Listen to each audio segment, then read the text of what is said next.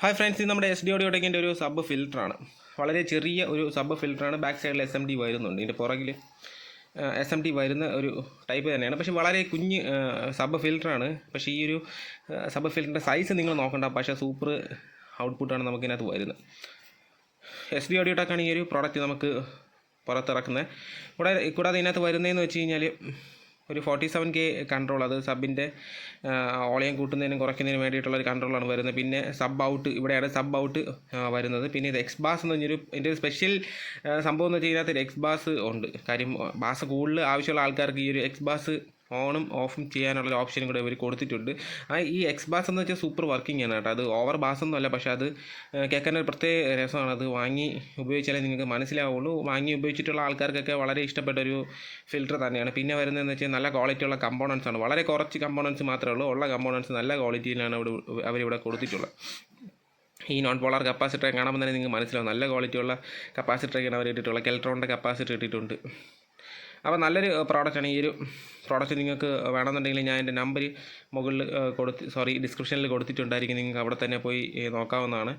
പിന്നെ ഇത് ഫുള്ള് ഞാൻ നേരത്തെ പറഞ്ഞ SMD കമ്പോണൻസിൻ്റെ ബാക്കിൽ വരുന്നുണ്ട്. അപ്പോൾ SMD കമ്പോണൻസും കൂടെ ആയതുകൊണ്ട് തന്നെ SMD കമ്പോണൻസും നല്ല ഒറിജിനൽ കമ്പോണൻസ് ആണ് നമുക്ക് മാർക്കറ്റിൽ കിട്ടുന്നത്. അപ്പോൾ അതുകൊണ്ട് അത് ഡ്യൂപ്ലിക്കേറ്റ് ഉപയോഗിക്കാൻ പറ്റത്തില്ല എന്നുള്ളതാണ്. അപ്പോൾ അതും ഇതിലൊരു മറ്റൊരു ക്വാളിറ്റി ആയിട്ട് നമുക്ക് കാണാൻ പറ്റും. കാര്യം SMD അത്യാവശ്യം നല്ല ക്വാളിറ്റിയിലാണ് വരുന്നത്.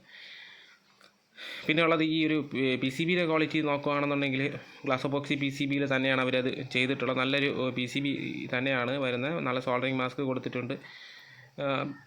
ഫ്രണ്ടിലും നല്ല രീതിയിലുള്ളൊരു ഇത് തന്നെയാണ് അവർ കൊടുത്തിട്ടുള്ളത്. ഒരു ഗ്രീൻ കളറാണ് കൊടുത്തിട്ടുള്ളത്. അപ്പോൾ എന്തുകൊണ്ട് നല്ലൊരു പ്രോഡക്റ്റ് തന്നെയാണ്. ഈ ഒരു പ്രോഡക്റ്റ് അവർ വർഷങ്ങളായിട്ട് ഒരു 4-5 വർഷങ്ങളായിട്ട് ഇവർ സെയിൽ ചെയ്യുന്ന പ്രോഡക്റ്റ് തന്നെയാണ്. ഇതുവരേക്കും അങ്ങനെ ഒരു കംപ്ലൈൻ്റ് ആയിട്ട് വന്നിട്ടില്ല. പിന്നെ നമുക്കിവിടെ കൊടുക്കേണ്ട സപ്ലൈ എന്ന് വെച്ചാൽ ±15 വോൾട്ടാണ്. 50 വോൾട്ട് റെഗുലേറ്റ് ചെയ്ത ഇതാണ് നമ്മളിവിടെ കൊടുക്കാനായിട്ടുള്ളത്. നിങ്ങൾ വളരെ ശ്രദ്ധിക്കുക. 12.0 തൊട്ട് ഇത് എടുക്കും, വർക്കാവും, കുഴപ്പമൊന്നുമില്ല. എന്നാലും 15.0 കൊടുത്ത് വർക്ക് ചെയ്യിപ്പിക്കാൻ ശ്രമിക്കുക എന്നുള്ളതാണ്. കൂടാതെ ഇതെന്തെങ്കിലും ഒരു കംപ്ലൈൻറ്റ് വരുന്നുണ്ടെങ്കിൽ നിങ്ങൾക്ക് ഇതിൻ്റെ സർവീസ് അവൈലബിൾ ആണ്. SD ഓഡിയോടെക് നിങ്ങൾക്ക് സർവീസ് ചെയ്ത് നൽകുന്നതാണ്. ട്രിവാൻഡ്രത്ത് ശ്രീകാര്യം ആയിട്ടാണ് ഇവരുടെ കമ്പനി വരുന്നത്.